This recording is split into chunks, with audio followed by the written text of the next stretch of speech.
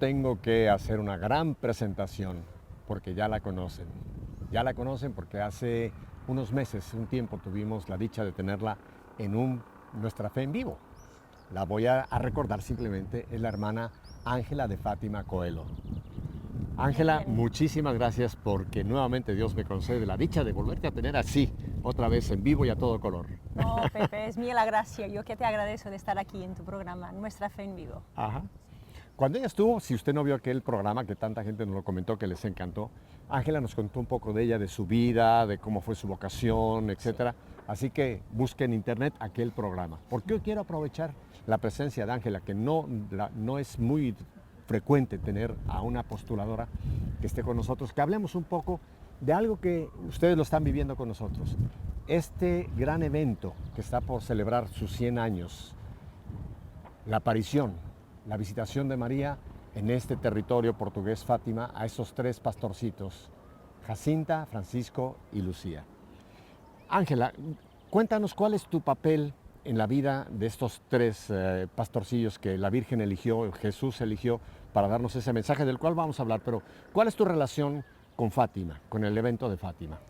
Bueno, en un primer lugar es una relación personal de familia, porque mi familia es muy católica, pero también vocacional. O sea, mi vocación de ser consagrada a Jesús desde el inicio era muy conectada con el mensaje de Fátima, así que hago parte de una comunidad que se dedica al mensaje de Fátima como vocación, como carisma, como don del Espíritu Santo. Y después, en los últimos años, más precisamente desde el 2009, el obispo de Fátima, que es el autor de la causa de los beatos Francisco y Jacinta, me ha nombrado a mí en un primer momento vicepostuladora de su causa, continuando el labor de Padre Cóndor, mi antecesor por más de 60 años, con quien yo ya colaboraba. Y desde 2012 la Congregación de la Causa de los Santos me aceptó mi nombración propuesta por el obispo con el cardenal para postuladora romana de la causa de Francisco y Jacinta. Y hace un año y medio, en el final de 2013, el postulador de la causa de Lucía, de la hermana Lucía, me ha invitado para ser vicepostuladora de la causa de la hermana Lucía. Así que lo estoy haciendo los dos trabajos de estas dos causas, que son casi como el corazón del mensaje de Fátima en vida, claro. O sea, vividos. Vamos a hablar del mensaje, me interesa muchísimo que lleguemos, pero yo sé que has usado palabras que quizá para muchos católicos no son muy familiares, ¿verdad? Postulador, etcétera. Vamos a empezar. Hoy día sabemos que ya Jacinta y Francisco ya han sido beatificados. Sí. Correcto. Sí. Lucía hace poco partió, digamos relativamente, Sí. con comparación a los otros dos pastorcitos, Lucía hace poco a la casa del Padre. Pero vamos a hablar primero de los dos pequeños, Francisco y Lucía. ¿Qué pasa? ¿Cuál fue el proceso para llevarlos a la beatificación? ¿Cómo es una causa? ¿Cómo se inicia y cómo funciona? Bueno, el primer paso es que una persona que está muerta, porque todos somos llamados a la santidad, pero que es muerta y se muere con fama de santidad. Significa que el pueblo de Dios, de una forma unánime o en grande representación, cree que estas personas se han muerto y que sus vidas son un ejemplo para los demás. Así que el primer paso es la fama de santidad. Por eso se empiezan procesos de algunos cristianos y de otros no. El primer paso es que el pueblo de Dios reconozca que han vivido la vida cristiana de un modo ejemplar, como modelos. Hay esa famosa frase que dice Vox Populi, Vox Dei. Exactamente, Pepe. O sea, la voz del pueblo es la voz de Dios. Ya está hablándonos Dios algo importante a poner atención. Sí, y es esto. Estos niños, Francisco y Jacinta, cuando están muertos, las personas decían, han sido santos, han sido santos. Esta fama de santidad es la que inicia. Pues bien, existe siempre un autor de la causa, una entidad personal o jurídica que quiere empezar la causa. En este caso es la diócesis de Leiria Fátima. Así que el autor de la causa, por ejemplo, por la hermana Lucía, el autor de la causa son las monjas carmelitanas, porque ella ha morido como una hermana carmelita. Así el autor de la causa empieza la causa a estudiar. Pide permiso a Roma. Cuando Roma concede el permiso para iniciar la causa, esta persona, candidato a la santidad, se empieza a llamar servo de Dios. Vale. Cuando es un siervo de Dios, significa que en la diócesis donde han vivido y morido, se puede iniciar a estudiar sus vidas. Cuando se coligen todos los documentos, que cosa ha escrito y los testimonios de las personas que lo han conocido, presentan todos estos documentos que se trasladan a Roma. Te detengo aquí por una cosa. Se empieza este proceso. Ahora, esta recopilación de testimonios, de documentos, puede durar tiempo, ¿no? Porque no es una cosa que se hace en una semana, no se mandan correos electrónicos y ya está todo preparado, que hoy día queremos hacerlo todo así. Por ejemplo, en el caso de Jacinta y de Francisco, ¿qué tiempo duró este primer paso? El recopilar testimonios, etcétera, para dar este segundo brinco hacia Roma. Bueno, Pepe, el caso de Francisco y Jacinta es un caso especial. Técnicamente no debería demorar mucho tiempo, porque primero no han escrito nada. Así se quiere una causa sencilla, no escribir nada. No han escrito nada, no han publicado libros. Así que la parte de la comisión histórica y de los teólogos no ha existido. Pero eso hace más sorprendente la vida de estos dos santos, bueno, sí. futuros santos ya hoy día beatos. Sí, sí. El hecho de que eran prácticamente iletrados. Sí, o sea, no escribieron tratados de teología, ni siquiera escribieron documentos, no hubo nada escrito por ellos. Nada. Pero eso todavía creo que los hace todavía más grandes, ¿no? Sí, porque su teología estaba en la vida, no en los libros. Oye, me encanta esto que acabas de decir, sí. Ángela. Sí. Su teología estaba en su vida. En la vida, sí. Y ahí han desarrollado un importante papel los testimonios, que nos han presentado verdaderamente como en su vida su fe era tremenda, profunda, intensa, completa en todo que es el corpus dogmático de nuestra Iglesia. Y eso ha demorado no tanto tiempo, pero la dificultad de los niños, y por eso es una causa atípica, digamos así, es que no era posible beatificar niños antes de ellos. Ah, ese es otro punto que yo no conocía. Sí, sí, Pepe. La gran novedad de los niños de Fátima no es apenas que son los más jóvenes de la historia de la Iglesia que están beatificados, no mártires. Ajá. Bueno, son los más jóvenes, punto. Pero antes de ellos solo era posible canonizar, introducir una causa de adolescentes, pero que habían morido mártires. Es el caso de María Goretti, Exacto. que era una de las más jóvenes hasta ese tiempo, pero ha sido mártir. El problema de los niños de Fátima es que no eran mártires y no eran todavía adolescentes. Francisco ha muerto con 10 años y Jacinta con 9. Así que había una disciplina de la Iglesia que había que estudiar y cambiar. Y esta disciplina ha cambiado por los niños de Fátima, Francisco y Jacinta. Ahora, aquí te quiero detener antes de que sigamos con el proceso, que es Sí. interesantísimo. Háblanos de estos dos niños, porque lo sorprendente es que estamos hablando de un niño que pasó a la casa del padre a los 10 años Sí, y una niña que pasó a la casa del padre a los 9 años. sí. Hoy día casi nos parece inconcebible que seres humanos tan jovencitos puedan tener una vida que ya el pueblo reconoce una vida de santidad. ¿Cómo nos describes a Jacinta? Vamos a empezar por Jacinta. Jacinta, y eso te quiero decir que Lucía cuando escribe sus primos nos hace un favor enorme. Cuenta sus pequeños defectos, problemas, pecados antes de las apariciones. Jacinta, por ejemplo, antes de las apariciones era una niña muy sensible. Todo tenía que suceder como ella quería. Si las cosas no iban como ella quería, se ponía rabiosa, se ponía nerviosa y que hacía una escena era muy centrada en sí misma. Por ejemplo, le gustaba apenas de ganar en los juegos, no podía perder. Sí, y se perdía y los daban un pequeño castigo, como entre niños se hace. Ella tenía que elegir su propio castigo. Y cuando se ponía un poco así... berrinchuda. Eso sí, en un rincón, era necesario las más dulces caricias para volverla a hacer jugar. Y tenía que hacer todo como ella quería. Caprichosa. Eso, caprichosa, la palabra, Pepe, que buscaba. Así que la pregunta es, ¿quién era el centro de la vida de Jacinta? Jacinta. Así que qué se lindo, puede pero hablar... qué lindo esto. O sea, la elección no es porque era una niña perfecta, una niña obediente, una niña mística, una niña... No, era una niña normal. Normal. Como nosotros, Pepe. Yo tengo pena de decir, pero creo que para tanto de nosotros, el centro de nuestras vidas somos nosotros. ¿Tú eras también caprichosa? Pepe, tengo que responder a todo. Bueno, un poco sí, sí. Un poco ¿Eras sí. berrinchuda? No, eso no. Ah, bueno. Entonces, Pero quería todo vamos, como yo vamos quería, en y buen siempre lo camino con conseguí. Ángela. Vamos en buen camino con Ángela. Pero así que se puede hablar de una conversión de En una Jacinta. niña. Qué importante Y es. la conversión él mismo hizo aceptar que el centro de su vida no era ella misma, pero aquellos con quien ella se ha encontrado, Jesús y María y los otros, los que sufrían, los demás. Ajá. Así que después de la aparición de la Virgen del Ángel, cambió totalmente Jacinta. Era la más generosa, la más con un corazón mayor, lleno de compasión. Antes lo único que le interesaba, bueno, lo único, pero sí, ella misma. Ahora ya no existe Jacinta, existe Jesús, la Virgen y los demás, sobre todo los pobres pecadores.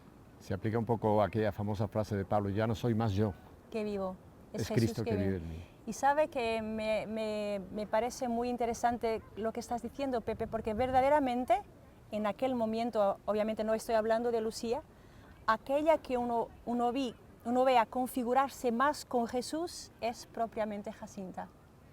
Mire, hay una pequeña cuento que Lucía describe. Una vez estaba Jacinta con un cordero en el medio de otros corderos y le preguntó a Lucía, ¿qué estás haciendo, Jacinta?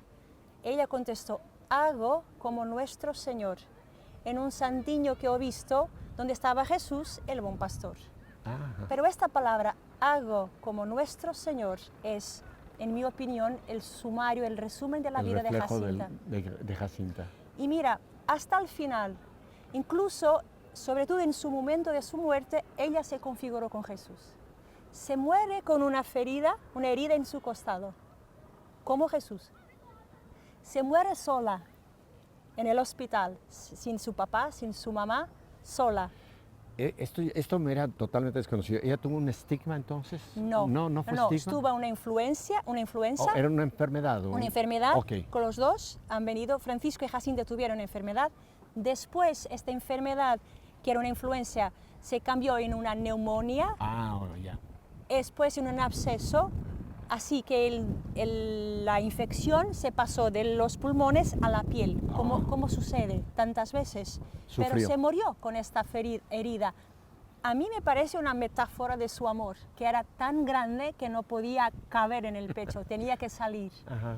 Y en eso me parece que se configura con Jesús y que se murió sola en un hospital en Lisboa, a una hora de Fátima. En aquel tiempo significaba muchas horas de convoyo, de tren.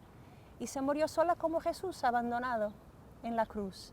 Así que me parece verdaderamente que Jacinta se dejaba consumir por este amor de salvar a las personas como Jesús. Qué importante esto que nos compartes, Ángela, porque esto nos va describiendo entonces cómo ya en el proceso, cuando se empieza a pedir documentación, que en este caso no había escritos, ya las vidas de ellos ya estaban hablando de su santidad. Háblame, antes de que vayamos a un breve descanso, háblame del otro chico, que también es bellísima su vida, Francisco. Francisco es un niño que ha vivido a partir del centro de nuestra espiritualidad, que es el amor a la Santísima Trinidad desde el inicio. Francisco va directamente, guiado por el ángel y por la Virgen, al esencial de la vida cristiana, Dios. Francisco vive su vida alrededor de Dios, para consolarlo, para amarlo, para hacer compañía a Jesús, sobre todo a Jesús escondido en la Eucaristía, como llamaban a Jesús en la hostia. En la vida de Francisco es toda esta, cómo dar alegría al Señor. ¿Qué cosa hacer o dejar de hacer que dé alegría al Señor? Esto era Francisco. En mucho poco tiempo ha adquirido una vida interior centrada en el esencial, que es la adoración a la Santísima Trinidad. Es que realmente es tan sorprendente, Ángela, hasta que nos cuentas, porque vuelvo a pensar, un chico iletrado que está en un lugar rural, que no ha tenido ninguna formación religiosa, que no ha tenido ninguna, y de repente vemos un místico en un chiquito, un místico de la calidad que Francisco nos muestra en su vida, ¿verdad? Otra vez lo mismo, la gracia de Dios a él lo escogió para esa proyección de su encuentro con Dios. Y una cosa muy hermosa, Pepe, es que La causa de Francisco y Jacinta es una causa conjunta. Esto es, están juntos, es una sola causa, aunque si son dos. También si son dos, es una sola causa. ¿Esto también es nuevo en la iglesia? Sí, también. Es habitual a ver, por ejemplo, con esposos y matrimonios, que tenemos un caso, los papás de Santa Teresina. Correcto. El papá y la mamá han sido canonizados como matrimonio. Un matrimonio. Pero este caso es único porque viven la misma espiritualidad.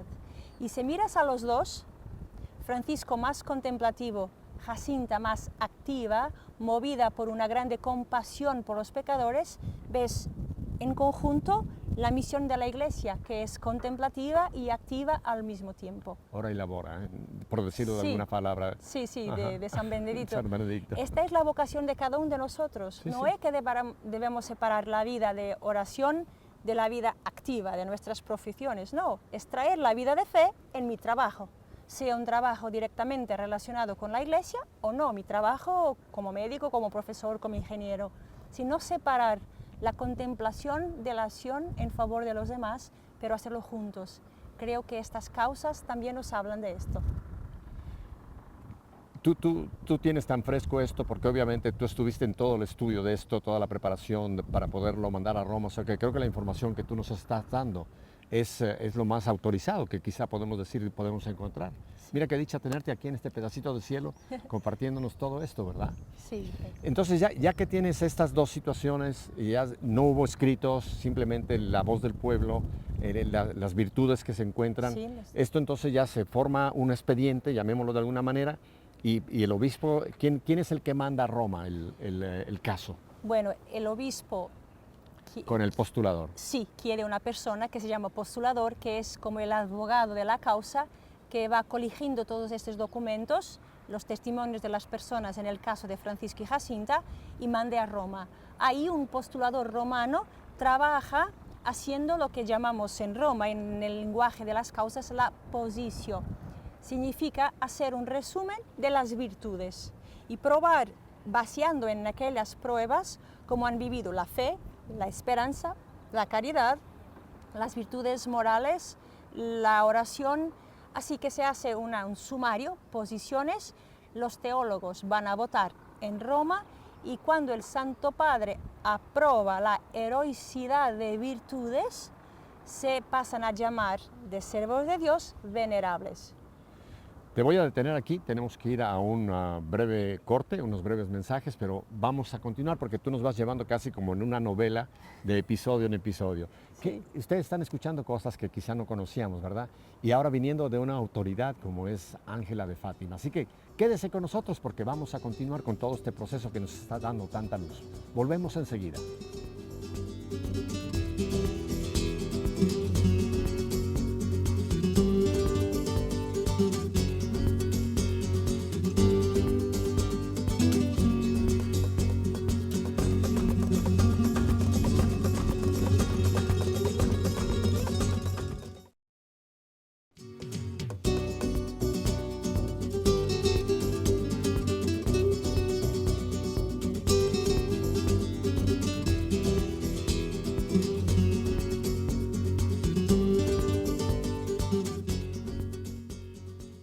Bueno, yo creo que se quedaron con nosotros, ¿verdad? Porque me parece que tanto ustedes, lo mismo que yo, estamos encantados con la presencia de esta hermana, ¿verdad? Su alegría, su jovialidad y sobre todo esta frescura con que nos está presentando algo que quizá difícilmente habíamos puesto junto, ¿verdad? Y es este proceso, pero dentro de este proceso, hablar un poquito de la vida de estos tres hermosísimos pastorcillos, Jacinta, Francisco y Lucía. Entonces nos quedamos en el hecho de que la iglesia tiene unos filtros, le podemos llamar, donde todo un proceso va pasando, se va estudiando. La iglesia como madre toma su tiempo, Sí. no hay precipitación, no hay empujar, sino que va quizá lentamente, pero tiene una gran sabiduría. ¿Cuál es la sabiduría de la iglesia de ir tan lento en un proceso, si le podemos llamar lento, que en este caso no fue tan lento, pero ¿por qué la iglesia toma tanto tiempo en todo este análisis, hermana Ángela? Pepe, yo creo que es una decisión de la Iglesia muy sabia, Yo estoy de acuerdo, pero... porque necesitamos el tiempo primero para conocer la persona. Y mire, no es importante apenas tener un otro santo, es importante saber la verdad. Eso es lo más importante por la Iglesia, es saber la verdad, si esa persona verdaderamente ha practicado las virtudes en un grado heroico, ha maturado su fe. Y eso toma su tiempo. Por ejemplo, en el caso de Francisco y Jacinta no han escrito, pero en el caso de Lucía ha escrito muchísimo. Y es importante leer con calma, pesar las cosas. No es que una persona va a estudiar la interioridad de otra de una manera rápida. Mire que no es ni tampoco respetuoso para la persona que estamos a estudiar. Demorar tiempo significa respetar la vida de Lucía o la vida de Francisco y Jacinta. Prender el tiempo significa prudencia. El tiempo es que es necesario para maturar en la verdad de los hechos y es un respeto para la persona que ha vivido su interioridad con el Señor. Así que esta cuestión de apresar, yo creo que es típico de nuestra mentalidad del siglo XXI. Queremos todo ahora, rápido, pronto y basta. Y más ahora con todos los avances de los correos electrónicos y los WhatsApp y los Twitter Sí. y todo eso que pum, pum, pum, pum, pum, en segundos estamos queriendo hacer todo. Sí, pero el trabajo del Espíritu Santo en las almas no es así. Es lento. Demora toda nuestra vida. Es el labor del Espíritu Santo. Y también los procesos deben reflectir de alguna forma este trabajo del Espíritu Santo. Yo creo que cuanto más con ponderación, con profundidad, trabajemos una causa, mejores frutos se pueden dar de esta causa para la Iglesia. Porque una vez que la Iglesia ha hecho todo este estudio, la Iglesia nos va a presentar a estas personas, llamemos en este caso Francisco, Jacinta y Lucía, nos los va a presentar como ejemplos, como modelos, para que nosotros podamos tener un modelo de lo que Dios espera de cada uno de nosotros, ¿verdad? Sí, y eso es un hecho que exige mucha responsabilidad. Claro. La Iglesia no se puede... Cuando la Iglesia hace una canonización, está implicada la infalibilidad del Papa. Ajá. Y es una cosa seria. ¿Oh, No sí? es algo que podremos tomarlo de leve, no. Es el Papa con su autoridad que dice, en verdad, esta persona, primero, está en el cielo y ha vivido de una forma tal que puede ser su modelo, su ejemplo en el camino del seguimiento de Jesús. Significa, podemos imitarlo y podemos recorrer a Él intercediendo por nuestras intenciones. Cuando la Iglesia dice esto, necesita prudencia, estudio y esto necesita tiempo. Ujú. Una pregunta lateral que te hago a esto. Sí. Nosotros en la Iglesia obviamente tenemos un número importantísimo de hombres, mujeres, matrimonios que han sido reconocidos por la Iglesia como modelos, como santos. Sí.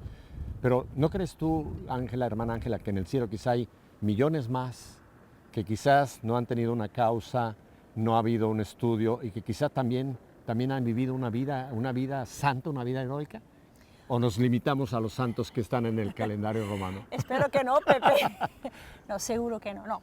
En el cielo están millares de santos, pero la santidad que aquí estamos hablando de Francisco, Jacinta y Lucía, es la santidad canonizable. Correcto. Así, lo más importante que estos santos nos hablan es de la llamada universal a la santidad. A todos. A todos. Por tu bautismo es llamado a ser santo. Entonces, el grupo de los santos no es un club exclusivo. No, es para todos, no es una A cosa... ver, mira, aquí te están oyendo y escuchando miles de personas. Díselos que están llamados a ser santos. A ver, Sí. una postuladora se los va a decir. Escuchen esto. La santidad no es un privilegio para algunos, es un deber para todos. Todos somos llamados a la santidad por nuestra gracia bautismal. Ya se lo quedó bien claro. Así que empieza a trabajar, deje al Espíritu Santo empezar a trabajar Por en la su vida santidad. para la santidad, que todos estamos llamados. Porque es nuestra felicidad. Pepe, ¿cómo puedes ser feliz siendo menos de aquello que ha sido criado para ser? Una persona que es menos de aquello que puede ser, solo puede ser infeliz, incompleta. La santidad es nuestra llamada principal. Así que ser menos que un santo es infelicidad. Voy a ver si teológicamente lo que te voy a decir es correcto. Una persona que renuncia a ese llamado a la santidad, o sea que en pocas palabras vamos a poner las cosas sobre la mesa, Sí. vive una vida de pecado, Sí. no va a entrar al cielo. No puede ser feliz. En Bueno, no entrar puede en el ser feliz. cielo- En entrar en el cielo, eso solo Dios puede decir, en Claro. el llamado a la misericordia, ¿no? Y que Papa Francisco tanto insiste. Una persona que vive una vida de pecado, si no se deja tocar por la misericordia de Dios, obviamente que está diciendo no a la gracia de Dios, a la comunión con Dios. A la invitación que Dios nos hace a todos para llegar sí. a su presencia, ¿no? Sí, sí. Porque algo importante, ahora tocando brevemente el mensaje de Fátima, creo que algo que fue en los secretos que se nos reveló, Sí. y sobre todo en la oración que ya el ángel les pedía, oren, intercedan por tantas almas que no oran, que no creen, que no adoran, que no tienen fe. Sí. Entonces creo que ya el mensaje de Fátima nos alerta de que quizá hay muchas almas de que están yendo en el camino equivocado, Ángela, Sí. y que estamos yendo hacia la vida eterna, que eso es otro punto que también mucha gente no quiere ni pensar. Aquí estamos en tránsito. Sí. Nuestra vida aquí es un soplo, pero después viene la otra vida que es por toda la eternidad. Y creo que parte del mensaje de Fátima es a esa conversión, llamar, interceder por estas almas. ¿No crees que es urgente hoy día en el siglo XXI que volvamos a tomar seriamente este mensaje de Fátima? A interceder por todas esas almas que no están viviendo en la gracia de Dios. Sí, Pepe, en el mensaje de Fátima tiene una gran importancia esta denuncia de cuánto mal hace el pecado en nuestra vida, porque nos aleja de Dios. Y no estar en comunión con Dios es estar en guerra personalmente, en la familia, en la sociedad. Y eso es el mayor sufrimiento que puede tener una vida humana.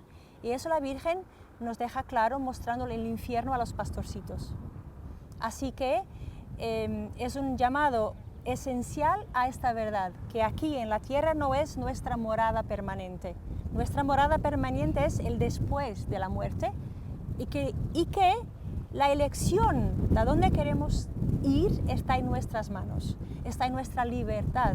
Soy yo que con la mía libertad puedo elegir al cielo o no, al infierno, aproximándome de Dios o alejándome de Dios. Pero otro llamado que hace la Virgen en Fátima es que yo soy responsable por la salvación de mis hermanos. Por eso ha mostrado el infierno a los pastorcitos, para que ellos comprendieran que el mal existe, que su consecuencia más radical es el infierno, la condenación eterna, pero la Virgen ha dicho esto: ¿vistes el infierno? ¿Para dónde van las almas de los pobres pecadores? Mire la compasión. Para salvarlas, Dios quiere establecer en el mundo la devoción a mí mismo con la adoración, para salvar las personas de este camino. Y entonces, si lo que yo os voy a pedir es hecho, lo hacen, muchas almas se salvarán y veréis, ustedes tendrán paz. Esto cambió la vida de Jacinta. La vida de Jacinta es totalmente diferente después de esta experiencia, porque ella ha comprendido lo que yo hago puede cambiar la historia de tantos pobres pecadores. Jacinta tenía una idea. Cuando Lucía le decía: Jacinta, ¿qué estás a pensar así triste? Estoy a pensar en los pobres pecadores que van al infierno. Y Lucía le decía: no penses en ello, tú vas al cielo. Sí, pero yo no quiero ir sola. Esta es la vida de Jacinta. Quería ir al cielo, pero no se conformaba con la idea de ir al cielo solita. Esto, Pepe, es para nosotros una grande llamada. Oye. Obviamente vivir con la conciencia que yo quiero aprovechar mi vida para el bien, para la alegría, para la plenitud de la vida que el Señor me ha traído. O sea, yo quiero ir al cielo, pero yo soy responsable por la suerte de mis hermanos. Yo soy responsable. Mire que cuando Dios, en la Biblia, Caín estaba matando a Abel, y Dios pregunta a Caín: ¿dónde está tu hermano Abel? Y Caín le responde: ¿pero yo soy el guardián de mi hermano? Es que sí. Es que sí, que tú eres el guardián de tu hermano, tú eres responsable. Y en Fátima hay una grande llamada a nuestra responsabilidad en la historia de salvación. Yo soy responsable, Pepe, por aquello que te sucede a ti. Y por aquello que sucede a mis hermanos que están lejos de Dios. Y lo que la Virgen nos muestra es que la historia se puede cambiar con oración, con sacrificio, con una vida vivida en el bien. Se puede cambiar. Hermana Ángela, nos están viendo muchísimos papás, mamás, abuelos, familias. ¿Tú no crees que esta llamada, esta corresponsabilidad que tenemos, debemos empezar por casa? Porque, Claro, Pepe, si no... porque es que me interesa muchísimo, ¿ves? Porque creo que podemos decir: ay, si yo lo voy a hacer en mi parroquia, yo lo voy a hacer... No, Pero ¿no crees que este llamado tan importantísimo que tú nos acabas de volver a recordar, debemos de empezar por nuestro propio primer entorno y de ahí quizá como un círculo ir abriéndolo un poco más? ¿Qué te parece? Que la caridad debe empezar por los de casa. Bueno, sacaste un refrán más antiguo que Cervantes, claro.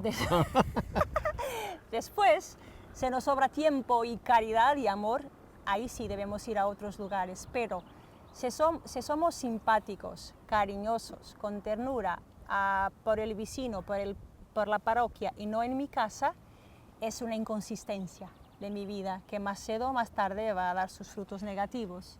Te lo digo porque yo sé, y no estoy acusando a nadie, pero ya que estamos poniendo las cartas sobre la mesa, yo sé de gente que está muy metida en activismo parroquial o en activismo de iglesia y en casa es un verdadero desastre. ¿Tú Bueno. crees que eso le agradaría al Señor? Bueno, Habla claro lo que tú quieras. No, debemos primero iniciar con nuestras relaciones más cercanas, incluso porque Pepe es en ese ambiente familiar que se juega también nuestra verdad. Claro. La verdad de mí viene arriba, en mi ambiente familiar, en el diario de las relaciones que son difíciles, donde somos llamados a perdonar y donde cuesta tanto perdonar porque es diario, porque es continuo. Pero si yo no empiezo a trabajar desde la raíz de mi vida, ¿cómo después puedo dar fruto en el otro lugar donde estoy apenas temporariamente? Así que también Fátima nos llama a esta coherencia de vida interior para poder, obviamente, decir que estamos en un proceso de conversión. Porque a mí me lo han dicho. A mí me lo ha dicho gente y no estoy haciendo ninguna revelación de secreto de confesión, yo no soy confesor. Pero bueno, me han dicho, Pepe, es que lo más difícil es mi casa. Lo más difícil es mi marido. Lo más difícil son mis hijos. Pero creo que tú nos puedes dar la clave de esa dificultad que está dentro del mensaje de Fátima. Creo que tú lo mencionaste ya. Oración y sacrificios. Sí. Elabóralo un poquito, estos dos. Bueno, una cosa que Lucía habla, cuando habla de sacrificio, explicando una cosa, es que lo más importante no son aquellos sacrificios que podemos elegir, que incluso pueden costar, como hacer un gran peregrinaje o a pie, no. Los sacrificios que ella piensa ser importantes son aquella disciplina que te debes imponer a tú mismo para ser un buen cristiano en tu vida familiar, como consagrada, como sacerdotal. Y ya es penitencia. Ser un buen marido, ser una buena esposa, ser un buen hijo, un buen papá, ser de acuerdo con esta ley de Dios, es ya una penitencia importante. Después, el sacrificio tiene sentido cuando significa cambiar, olvidarte de ti mismo para el favor de los demás. Ajá. Y si no se inicia en la familia, lo que se hace fuera no tiene consistencia, va a caer. Así que iniciar por rezar por la familia, por aquellos que habitan conmigo, que trabajan conmigo, y hacer sacrificios también por ellos, puede elevar sin duda a una vida de conversión más eficaz. Yo creo que estas campanas fueron providenciales porque creo que lo que tú nos estás compartiendo es como un campanazo que mucha gente está escuchando. Sí, no hay nada que no esté, nosotros no lo programamos, pero miren las campanas, escuche bien este campanazo que Ángela nos acaba de transmitir en cuanto a nuestra responsabilidad en que muchos se encuentren en el camino hacia el Señor. Ángela, ahora quisiera que fuéramos un momento a la otra causa, que sé que estás en proceso, la de Lucía, que casi no hemos hablado. Cuéntanos un poco de esta causa de Lucía. Bueno, Lucía se murió en el 2005. Un proceso habitualmente empieza 5 años después de la muerte. ¿Y por qué 5 años? Precisamente para verificar que la fama de santidad es consistente, existe, que no es criada por ninguna parte interesada en la causa, pero es criada por el pueblo de Dios. O una emoción muy temporal. Muy temporal, así. Sí. En el caso de Lucía, incluso tuvimos dispensa para iniciarlo un poco antes, porque ha sido el deseo de Papa Benedicto. ¿Y qué cosa pasa con Lucía? Aquí sí ya tenemos una monja que ha escrito tantísimo. ¿Y por qué ha escrito? Bueno, tenemos 4 libros que ella publicó, porque los ha escrito en obediencia al obispo, siempre en obediencia o al obispo o a su superior. Ha escrito estos libros para contar el mensaje de Fátima, pero la gran dificultad que tenemos con Lucía en la parte del proceso histórico, porque en la diócesis tenemos siempre el proceso histórico y el tribunal que va a preguntar los testigos, La grande dificultad es que ella ha escrito tantísimo. ¿Y por qué? Porque han escrito a ella. Te puedo decir, Pepe, que las monjas han conservado sus cartas desde los años 70, a partir de los años 70. Y apenas después de los años 70 te puedo decir que Lucía ha recibido más de 60.000 cartas. 60.000. Sí, sí. Y el gran problema es que ha contestado a todas. Incluso algunas con un cartón, una tarjeta diciendo sí, claro. Lucía. Y ahora, cuando vemos a las personas para enviarnos las letras que tenían de Lucía, colegimos unas 10.000 cartas. Ajá. Así que tenemos que leer y estudiar teológicamente las 10.000 cartas, su diario, para verificar, primero, que Lucía no ha escrito nada en contra de la fe de la Iglesia y los costumbres. Y después para verificar qué tipo de santa, de personalidad humana, espiritual, está por detrás de estos escritos. Eso con mucha sencillez se puede comprender que ha demorado más de 2 años a estudiar, los teólogos tienen que analizar y esto está ya cerrado. Ahora estamos finalizando la entrevista a los testimonios que han conocido Lucía. Y tengo entendido, hermana Ángela, que también, aparte de las apariciones aquí en Fátima, se habla de que ella tuvo después otras apariciones. ¿Es correcto? ¿Esto está dentro de lo que se conoce? Sí, hasta 1929 es cuando se considera cerrada la última aparición del mensaje de Fátima. Lucía tuvo estas apariciones. En 1916 con el ángel, 17 con la Virgen, 25 en Pontevedra y 29. Esto es el mensaje de Fátima. Posteriormente en su vida... Espérame, déjame que me fuiste muy rápido. Después de las 6 apariciones de Fátima, ella está en Pontevedra, en Galicia, aquí en España. En España, sí. Ahí tuvo 29. 1925, Ajá. Una aparición del Niño Jesús y de la Virgen, y en 1929, en Tui, también en Galicia, España, ella ha visto la Santísima Trinidad. Y la Virgen, y 2 palabras, gracia y misericordia. Así que la última palabra de Fátima es misericordia. Y todo esto se fue recopilando y haciendo este paquete, llamémoslo así, porque mira qué interesante, porque mucha gente se limita a lo que ocurrió aquí en este bendito lugar, en Fátima, pero hay mucho más que ustedes han ido recorriendo hasta llegar al momento en que ella parte a la casa del Padre. No, aquello que se considera el mensaje de Fátima es este conjunto de elementos, desde 1916 con el ángel hasta 17 acá en Fátima. Cova de Iría, 1925 Pontevedra y 1929 Tui.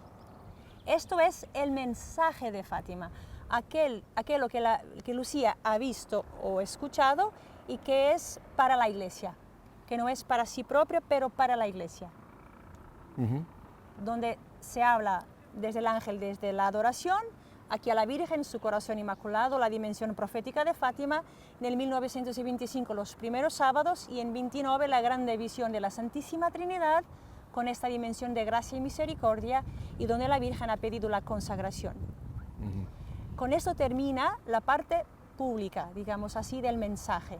Después Lucía ha tenido, no tantas, pero uno u otro momento donde para esclarecer su acción con los papas, por ejemplo, para la publicación del Segredo de Fátima, ha tenido algunas apariciones de la Virgen, te digo, no tantísimas como las personas piensan, y siempre en orden a cómo clarificar uno u otro elemento del mensaje de Fátima.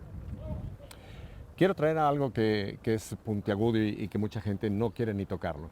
Es que hay un grupo de personas que quizá con buena fe, no voy a entrar en sus motivaciones, dicen que el secreto de Fátima, que aquí mismo el cardenal Ángelo Sodano, estando Juan Pablo II, nos lo dio, la tercera versión oficial del secreto, pero hay un grupo que dice que no, que la Iglesia tiene escondido el verdadero tercer secreto y que no lo ha hablado y que por lo tanto la Iglesia tiene que hablar realmente, que si no la Virgen está muy enojada y que podemos esperar castigos del cielo.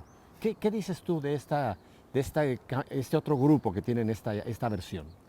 Pues es muy claro que el secreto está completamente revelado. No hay A ver, nada más. díselo acá. Es muy claro que no hay más ningún secreto en el mensaje de Fátima, que toda la tercera parte está revelada. Hace una semana, el Vaticano en su website ha publicado unas declaraciones del Papa Emérito Benedicto XVI, precisamente definiendo no hay nada más a revelar en el mensaje de Fátima. Lo está diciendo la autoridad. Créanme, si hay una palabra que podemos tomar como la verdad de la Iglesia, la hermana Ángela nos la está diciendo. Sí. Así que cualquier persona que siga pensando que hay otro secreto oculto y de que la Iglesia miente y de que si la elección de Francisco es herética, que porque no se puede, la Virgen les ha dicho que no puede haber dos papas, eso es falso. Eso nos distrae. Y no, sí, el gran mal no es que es falso, sí, eso está mal, ya es mal suficiente, pero el peor es que nos distrae del esencial. Porque una persona cuando toma su tiempo para pensar en estos aspectos secundarios, está dejando que su mirada va fuera del esencial. Y el esencial es la adoración de Dios, la presencia de Dios en nuestra vida de una forma central, nuestra llamada a la conversión y la vivencia de la vida teologal, de fe, esperanza y caridad en un contexto de adoración. El amor por la Santísima Virgen, el amor por la Iglesia. Y estos mecanismos que nos sacan nuestra mirada del esencial empobrecen mucho nuestra vivencia de este misterio. Es tan importante lo que nos está diciendo hermana Ángela, tan importante, y espero en Dios que mucha gente que quizás de buena fe Sí, estaban obviamente. siguiendo esas corrientes de otros mensajes y esto, ojalá les está dando mucha luz lo que estás tú diciendo, porque créanme, si hay una autoridad en este momento que nos puede haber aclarado, aparte de lo que acaba de decir el Vaticano, El Vaticano es la es principal la hermana, autoridad. la hermana Ángela, que es quien está empapada en toda esta situación. Sí. Me quedan 3 minutos, hermana Ángela, que yo quisiera que fueran 30 o 60 más, porque me siento muy feliz de tener este diálogo contigo. Siglo XXI. Estamos por celebrar los 100 años. Estamos celebrando los 100 años de las apariciones del ángel. El año próximo vamos a tener el gran centenario de las apariciones. Y estamos dentro además de un momento de gracia que es este jubileo de la misericordia. ¿Cómo tú nos pudieras en pocas palabras resumir el mensaje para ponerlo en práctica? O sea, si hay una persona que dice, Ángela, ¿qué yo puedo recibir? ¿Qué puedo yo hacer? Yo sé que Es una pregunta difícil, Pepe. pero tú la Y tienes. sabes que para mí sintetizar una cosa como esta en 2 líneas es... Bueno, te doy un poco más. Te doy, No. te doy 3 minutos. Bueno, A ver, gracias. vamos. No, sí, el mensaje de Fátima es el anuncio, una vez más, que Dios nos ama hasta el extremo de su misericordia, que quiere que vivamos en esta dimensión de misericordia nosotros para experimentar Dios misericordioso en nuestra vida, que nos llama a la conversión y a ser nosotros mismos instrumentos de su misericordia, sea por la oración, por los sacrificios, por nuestra conversión personal. Así comprender que Dios en Fátima nos llama a una relación muy íntima con Él, dimensión mística, pero al mismo tiempo un gran compromiso con la historia, dimensión profética de Fátima. Y con eso, despacito, seremos santos, como los niños. Te sobró tiempo. Me decías que no lo podías, lo resumiste muy bien. Pero este es un llamado para cada uno de nosotros, Ángela. Sí. Y yo creo que hay que dar gracias a Dios por Madre Angélica que permitió que un EWTN pueda en este momento estar llevando a todo el mundo este mensaje, que ya no se limita solamente a un espacio geográfico, sino es un mensaje católico para toda la iglesia en cualquier parte del mundo. Sí. Hermana Ángela, no tengo más que de verdad agradecerte nuevamente Nada, infinito tu jovialidad, tu espontaneidad y sobre todo la sabiduría que nos has permitido poder recibir. Y creo que el mensaje es, no nos quedemos como oyentes simplemente, como espectadores, sino pasemos a ser actores, ¿no te parece? Sí. Fátima no nos puede dejar igual, Ángela. Claro. Si uno viene a Fátima y no cambia nada, algo se pasó. de Pasó mal. como un barco por la noche a oscuras que Sí. no se perdió. Espero en Dios que vamos a seguir elaborando porque me parece que este campanazo que hemos oído de aquí es un campanazo que creo que el Señor quiere que toda la iglesia vuelva a escuchar lo que sucedió aquí, en este pedacito de cielo, aquí en Portugal, en Fátima. ¿No te parece? Sí, Que es un mensaje que hay que difundir más. Y vivir. Mi última pregunta, esta no es tan teológica. La gente tiene acceso a material. ¿Qué página nos puedes dar donde la gente puede tener acceso a toda esta información de Fátima? Es el santuario de Fátima, Eh, www.fatima.pt. Nada más. Nada más, sencillo, como el mensaje. Fatima.pt. Fatima.pt, que quiere decir Portugal. Portugal. Bueno. Hermana Ángela, Nada, muchísimas Pedro. gracias. No te digo adiós porque presiento Nos que nos vamos a vamos a encontrar. encontrar nuevamente. Y espero que ustedes realmente han absorbido lo que Dios nos ha regalado en esta tarde a través de esta queridísima hermana Ángela de Fátima Coelho. Si Dios nos concede, ya saben, una semana más de vida, aquí estaremos el próximo lunes. Hasta entonces.